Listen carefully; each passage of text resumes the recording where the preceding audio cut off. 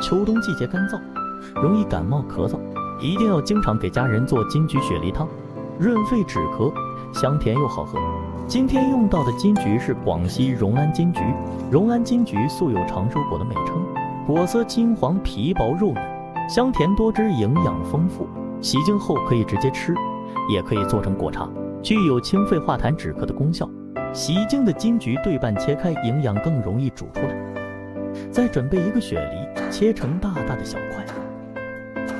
炖锅中倒切好的雪梨丁和金桔，红枣放3颗，根据自己口味放适量冰糖，加山泉水1000毫升，盖上盖子，水开后煮15分钟。金桔的香气和雪梨的清甜看着就好喝。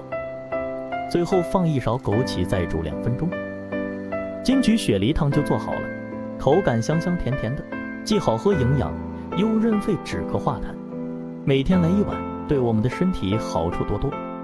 喜欢你就收藏起来试试吧，我们下期再见。